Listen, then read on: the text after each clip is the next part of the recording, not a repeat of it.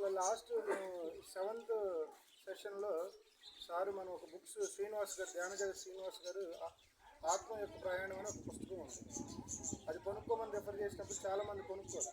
Sir నేను ఇంటి donate చేస్తానని దాదాపు ఒక 15 పుస్తకాల దాకా డొనేట్ చేశారు. అది చేసిన వెంటనే ఒక మేడం కాల్ చేసి, సార్ మా దగ్గర ఒక 150 పుస్తకాలు ఉన్నాయి, మీకు అందజేస్తాం, మీరు డొనేట్ చేస్తారా అని హైదరాబాద్ నుంచి మరి నాగశ్రీష వెంకట గారు 200 పుస్తకాలు పంపించారు. దానిలో మన వ్యాలీకి ఒక 100 పుస్తకాలు, ఫౌండేషన్కి ఒక 60 పుస్తకాలు, మిగతా మన టూర్లో తీసుకురావడం జరిగింది. అంటే ప్రకృతి యొక్క ధర్మం. ఒక ఒడ్డు గింజ నాటితే మనకి బస్తా ఒడ్లు వస్తుంది. ఒక చిన్న జామ పండు గింజ నాటితే ఎన్నో జామకాయలు వస్తున్నాయి. అట్లాగే మన జీవితంలో మనం ఇవ్వటం నేర్చుకోవాలి. నిస్వార్థంతో ఎప్పుడైతే ఇష్టం నేర్చుకుంటావో ప్రకృతి దానికి 10 రెట్లు ఇస్తానికి ఒక చిన్న ఎగ్జాంపుల్ ఇది. సో దానికోసం ఇది చదవటం జరిగింది. ఒకసారి మరి నాగశిరీష గారికి వెంకట గారికి ఒకసారి గట్టిగా క్లాప్ చేద్దాం. సో ఇది దత్తాత్రేయ యొక్క పురాణం. సో ఇది మరి మన సార్ చేతుల మీదుగా యాక్చువల్గా ఇది రామలక్ష్మణ్ గారు జరగాలి.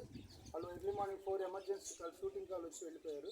సో సార్ చేతుల మీదుగా ఫ్యామిలీకి ఒక కోటి మనం రైట్ సార్. యాక్చువల్గా వీళ్ళు యూఎస్ఏలో ఉంటారు. సో యూఎస్ఏలో ఇది ఇంగ్లీష్లో ఉంటుంది.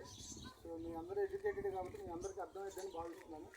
లేకపోయినా మీరు తీసుకుని ఎవరైనా ఇంగ్లీష్ చదివే వాళ్ళకి మీరు ఇవ్వండి. సర్టిఫికేటే కదా ఆబ్జెక్టివ్. సరేండి. ఆ తర్వాత బుక్కులు తక్కువైపోయి మీకు ఎవరికైనా కావాలంటే నాకు అడ్రస్ ఇస్తే నేను బై పోస్ట్ పంపుతాను. సరేనా? ఎవరు దొరకలేదని ఎవరు ఫీల్ అవ్వాల్సిన అవసరం లేదు. బుక్స్ నేను బై రిజిస్టర్ పోస్ట్ నేను పంపించాను.